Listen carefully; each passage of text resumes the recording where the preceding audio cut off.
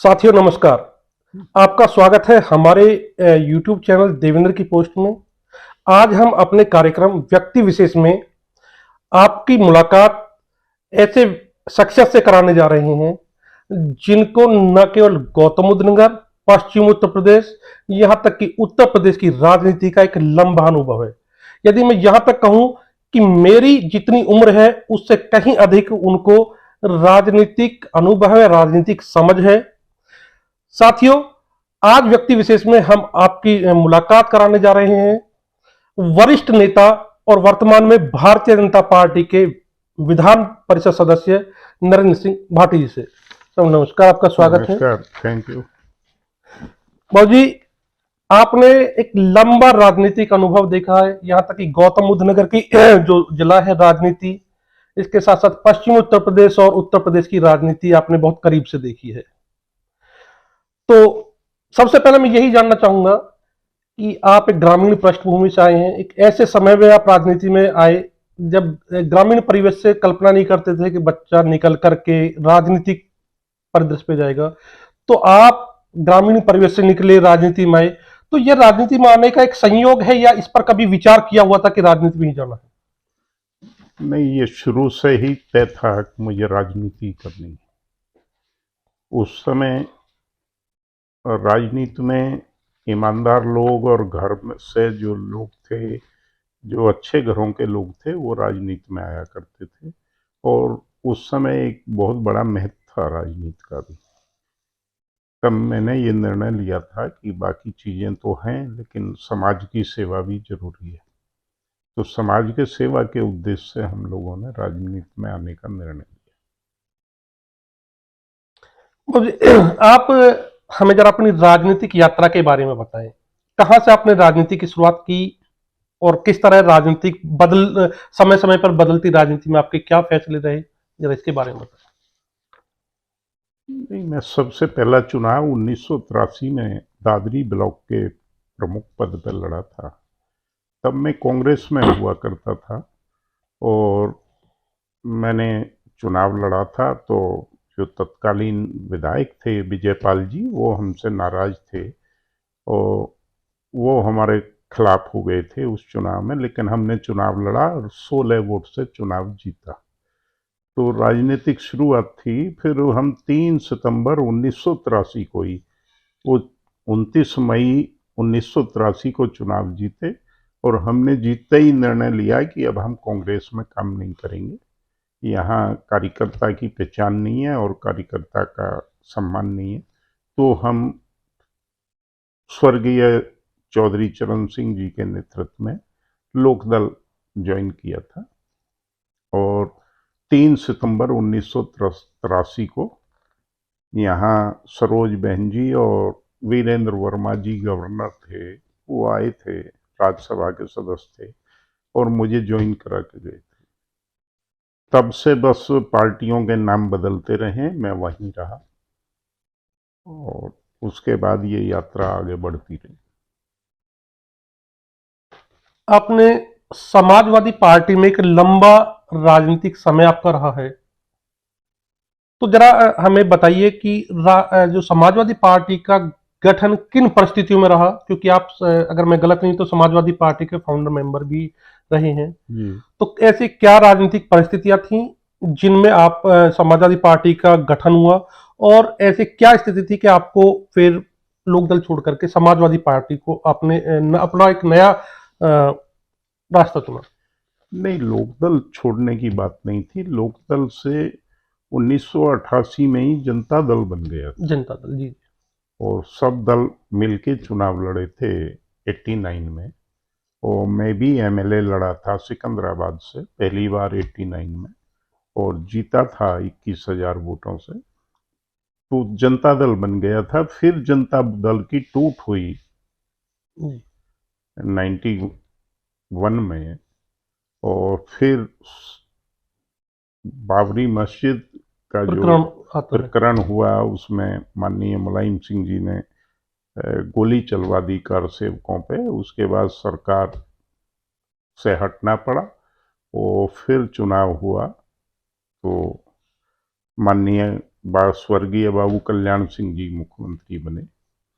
उसके बाद क्योंकि माननीय स्वर्गीय अजीत सिंह जी का और माननीय मुलायम सिंह जी का वो ठीक नहीं था, समन्वय नहीं था आपस में, तो इसलिए पार्टी वो जनता दल टूट गई थी। जनता दल ए बे हुए, फिर मुलायम सिंह जी ने अलग पार्टी बनाने का निर्णय लिया।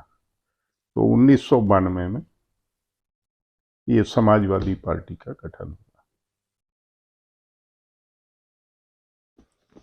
मैं आपसे जानना चाहता हूं कि आपने, जैसे मैं पहले कह चुका हूं कि समाजवादी पार्टी का एक लंबा समय आपने देखा है। आपकी बात को ही मैं आगे बढ़ाता हूं कि मैंने भी वो दौर देखा जब बहुत लोग पार्टी को छोड़ करके गए।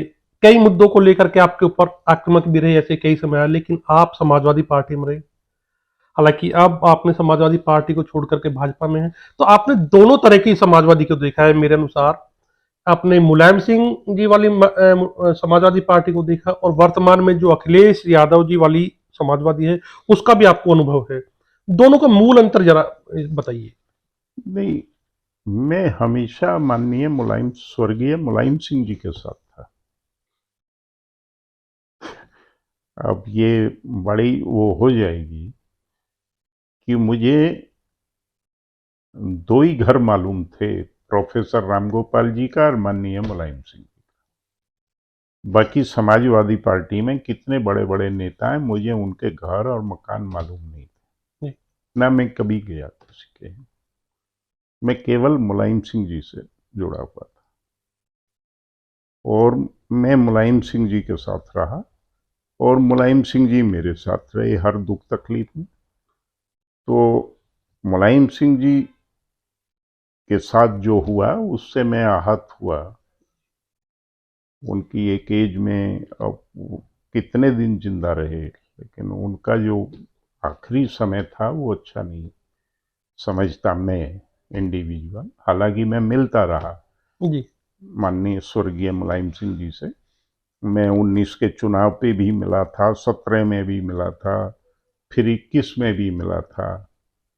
तो माननीय मुलायम सिंह जी ने मुझको खुद सलाह दी थी कि आप जो मर्जी चाहे वो करें, मैं आपके साथ हूँ।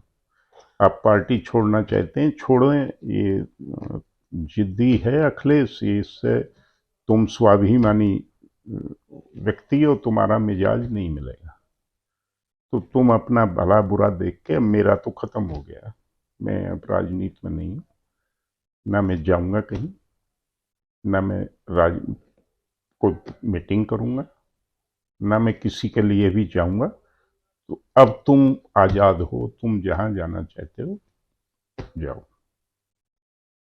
मतलब समाजवादी पार्टी छोड़ने से पहले आपके दर्द को मुलायम सिंह जी ने समझा, और नहीं उन्होंने आपको एक स्वतंत्र फैसला लेने के लिए सलाह दी। नहीं, उनको सारा जो 12 से 17 की सरकार रही वो उनको सारा कुछ मालूम था। माननीय मुलायम सिंह जी को सब कुछ मालूम था।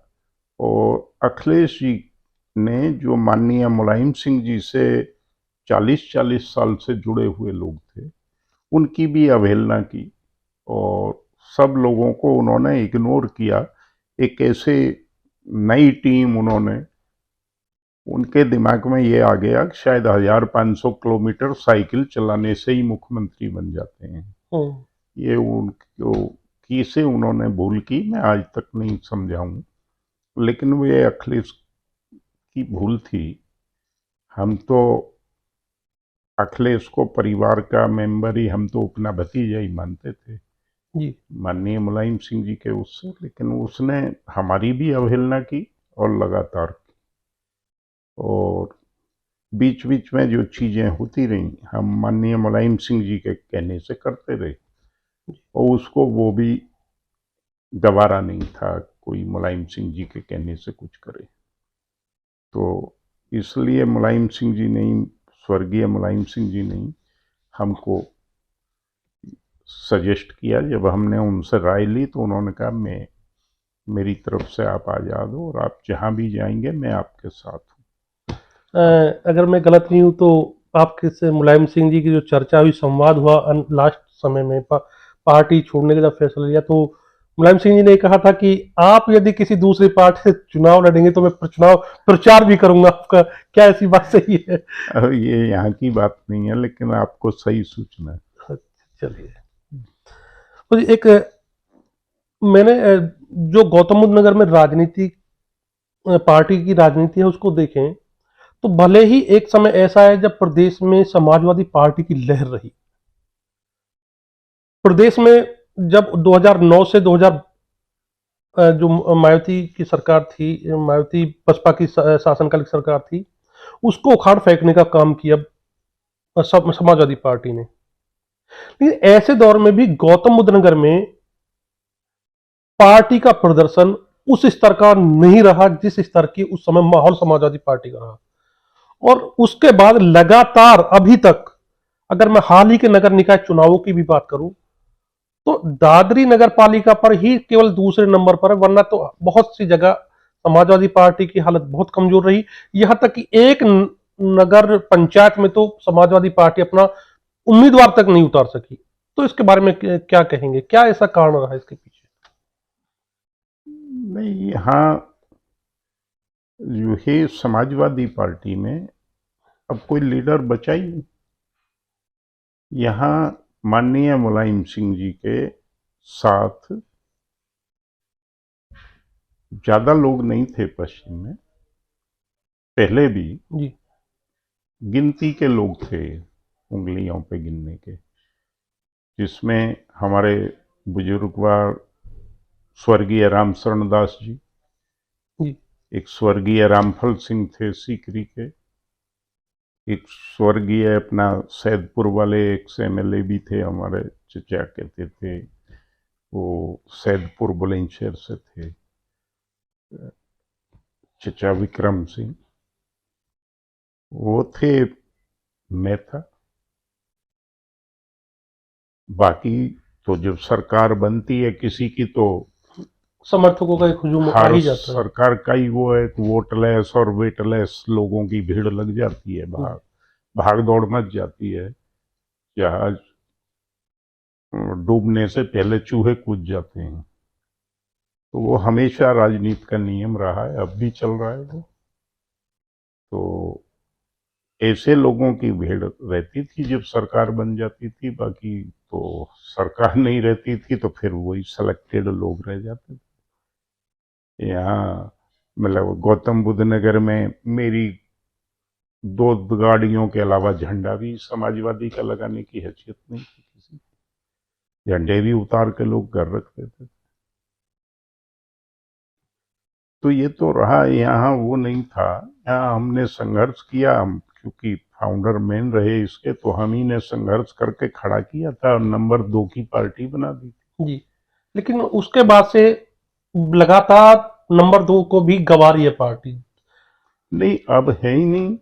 जी, अब समाजवादी पार्टी में कोई ऐसे आदमी नहीं है। फिर ऐसा वो रहा है समाजवादी पार्टी का कि उन्होंने पश्चिम को दहेज का सामान समझ के काम लिया है कि जब भी किसी से समझौता हुआ चुनाव के वक्त में तो पश्चिम दे दिया। दे दिया।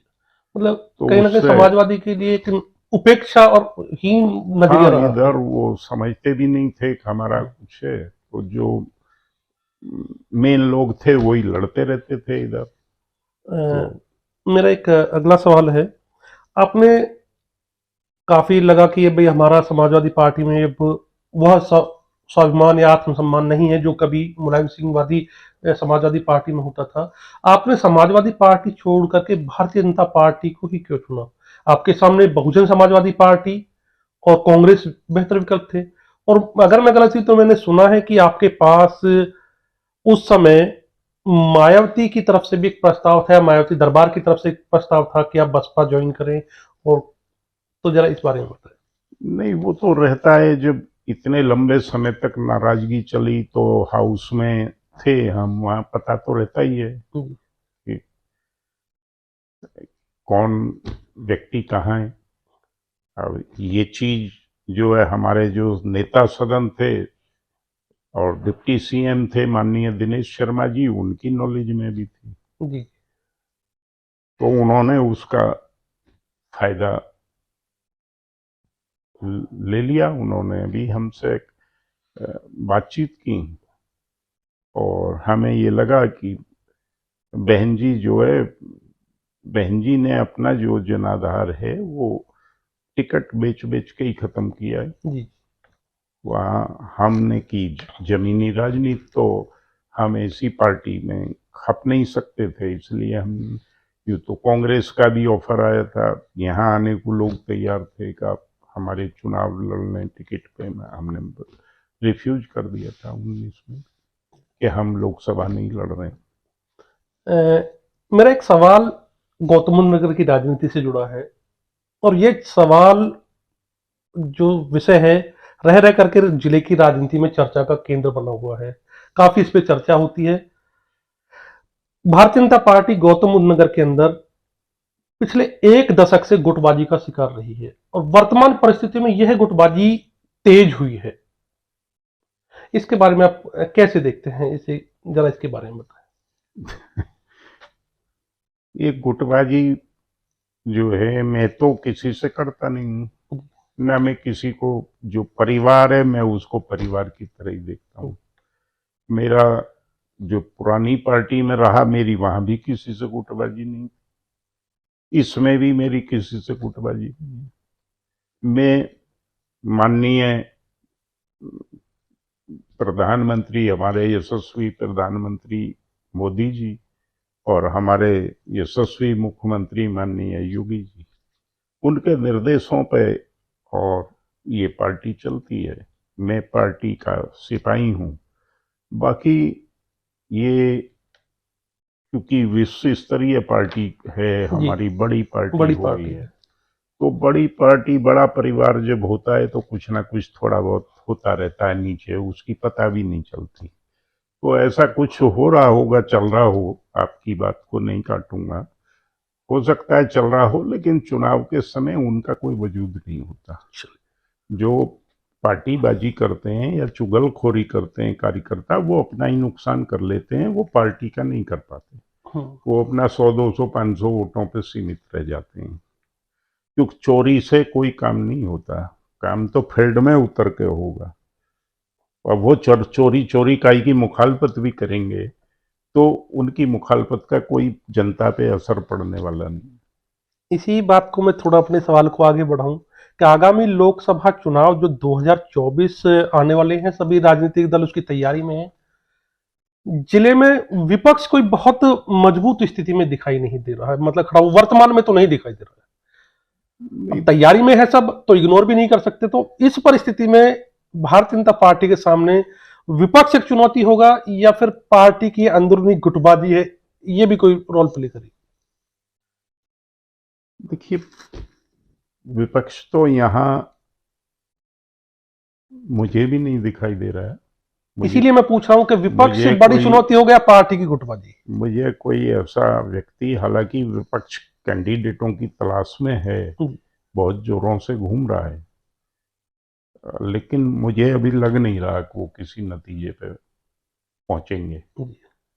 और यहाँ जो भी माननीय मोदी जी का, माननीय योगी जी का आदेश होगा, उस पे सारा जिला और हमारी 2 विधानसभा बुलंदशहर में भी है, वो भी सब एक तरफा जो है 24 में पार्टी के कैंडिडेट को जिताने का काम करें। प्रदेश में अगर हम 2009 के विधानसभा चुनाव के बाद देखें तो बहुजन समाजवादी पार्टी जो एक बड़ा पहचान थी, बड़ा हस्तक्षेप थी, बड़ा मतलब चेहरा थी राजनीति में, यहां तक कि एक समय ऐसा आया था कि दूसरे प्रदेशों में एक राष्ट्रीय पार्टी बनने की तरफ अग्रसर हुई। लेकिन 2009 के विधानसभा चुनाव के बाद बहुजन समाजवादी पार्टी लगातार प्रदर्शन खराब रहा है।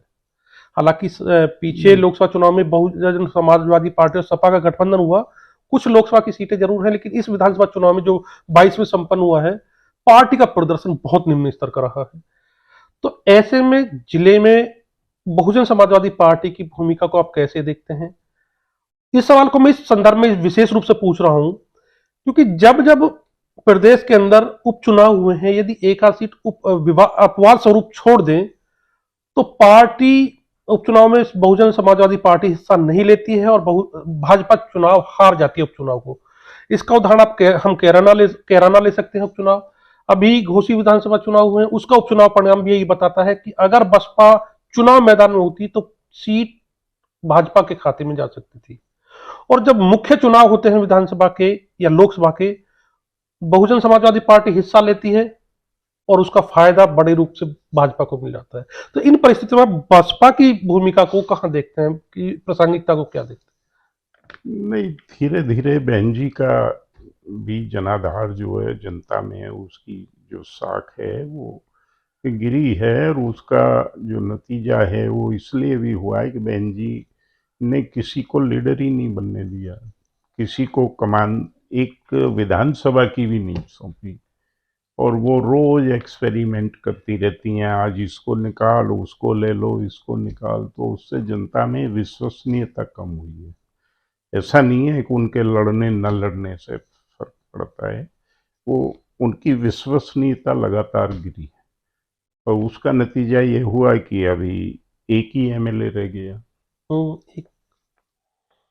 मतलब कोई पार्टी जो राष्ट्रीय स्तर पे होने के कगार पे पहुंच गई, और उसका उसके बहन जी का जो भी जनाधार है वो यूपी में यूपी ही, में है। और यूपी में एक एमएलए आए हैं, वो भी अपने दम पे आए हैं। जी। तो विश्वसनीयता कम हुई है। लीडरशिप की जब विश्वसनीयता कम होती है तो जनता गुलाम तो है नहीं, जनता तो फिर अपना निर्णय स्वयं लेना शुरू कर देती है। मैं इस सवाल को ऐसे पूछा था कि विपक्ष की जो गठबंधन बन रहा है आईएनडीआईए, उसकी तरफ से बहुजन समाजवादी पार्टी से भी संपर्क किया गया कि आप गठबंधन का हिस्सा हो जाइए। तो बहुजन समाजवादी पार्टी अध्यक्ष मायावती ने ऐसी शर्त रख दी जिसको शायद न तो आईएनडीए गठबंधन स्वीकार करता, और जो उत्तर प्रदेश में आईएनडीए गठबंधन का प्रतिनिधित्व बड़े रूप से करेगा समाजवादी पार्टी, वह तो उसको बिल्कुल स्वीकार नहीं करती। तो अब जब मायावती आईएनडीए गठबंधन की हिस्सा नहीं है, और हालांकि वो एनडीए के भी हिस्सा नहीं है, तो अब विपक्षी दल कहते हैं कि मायावती का इस्तेमाल भारतीय जनता पार्टी डरा करके करती है, सीबीआई के रूप में करती है, इस तरह की बातें होती है। तो जरा उस के तो इंडिया वाले बात करेंगे, या जो विपक्ष विपक्ष के बारे में और कोई अच्छी राय तो रखेगा नहीं, वो अपनी जो भी उन्हें अपना आगे रास्ता दिखेगा कुछ भी कहेंगे, चुनाव में होता है। अब हम लोग चुनाव में उतरेंगे तो जैसी प्रॉब्लम जहाँ होगी हम भी फेस करेंगे, उसका उसी तरह उसी रूप में उसी परिभाषित की करेंगे। तरह उसको परिभाषित करना पड़ेगा। उसमें बहुत सारी घटनाएं भी याद दिलानी पड़ती हैं जनता को, तो बहुत सारी चीजें पुरानी पुरानी उनको जनता के सामने पेश करनी पड़ जाती देखिए, इस चरण का मैं अपना अंतिम सवाल लेता हूं। कल 19 सितंबर 2023 मध्याह्न के बाद, दोपहर के बाद नई संसद में कार्रवाई शुरू हो गई है, और प्रधानमंत्री नरेंद्र मोदी के द्वारा एक भाषण दिया गया, बड़ा ही जोशीला भाषण था, और महिला आरक्षण बिल जो पिछले 27 साल से लंबित था, उसको लेके आई है सरकार। तो अभी जो हालात है उसको देखते हुए विपक्ष की स्थिति है, ना तो उसका डट के विरोध कर पा रहे हैं और समर्थन करने की स्थिति में भी नहीं है। कारण हो सकता है कि उन्होंने भी गुणा भाग जोड़ घटाव राजनीति कर लिया हो, नफा नुकसान, आगामी लोकसभा चुनाव 2024 करीब है। तो पार्टी सरकार की जो ये टाइमिंग को लेकर के सरकार की नियत पे सवाल उठा रही है। वो कहते हैं कि राजनीतिक लाभ के लिए लेके आई है। तो क्या ये राजनीतिक लाभ के लिए है या पार्टी की प्रतिबद्धता इसके प्रति थी? नहीं, देखिए, पार्टी में तो महिलाओं का सम्मान पहले से ही है। जी। जो हमारे माननीय मोदी जी तो हमेशा हर भाषण में कहते हैं 50% का हिस्सेदारी। हर भाषण में माननीय मोदी जी ने कहा है कि महिलाओं की हिस्सेदारी 50% है। तो ये तो पार्टी की पहले से ही प्रतिबद्धता थी, और एक बहुत शुरू में जब आप 27 साल की बात कर रहे हैं तब सारी दलों में इस पे चिंतन हुआ था। तो कई बड़े वरिष्ठ लोगों की राय ये हुई थी कि महिलाओं को पहले छोटे स्तर पे आरक्षण दिया जाए, और तब वो ट्रेंड हो जाए तो फिर उनको आगे बड़े स्तर पर लाए। तो हालांकि जो पढ़ी लिखी महिलाएं वो तो अब भी लोकसभा में हैं, विधानसभा में हैं, और टिकट भी दिए ही जा रहे थे पहले से भी। महिलाओं को जो काम करती हैं वो महिलाएं, उनको टिकट मिलते हैं। सबसे ज़्यादा भारतीय जनता पार्टी टिकट देती है महिलाओं को। तो ऐसा नहीं है कि अब चुनाव की वजह से ये तो हाँ, ये पार्टी का पहले से ही एजेंडे में है। तो अब विपक्ष तो कुछ कहेगा ही, विपक्ष पे और है भी क्या कहने को इसके अलावा। ठीक। विधायक जी, बहुत बहुत धन्यवाद। आपने हमारे सवालों का बड़ी ही बेबाकी और स्पष्टता से जवाब दिया। बहुत बहुत धन्यवाद।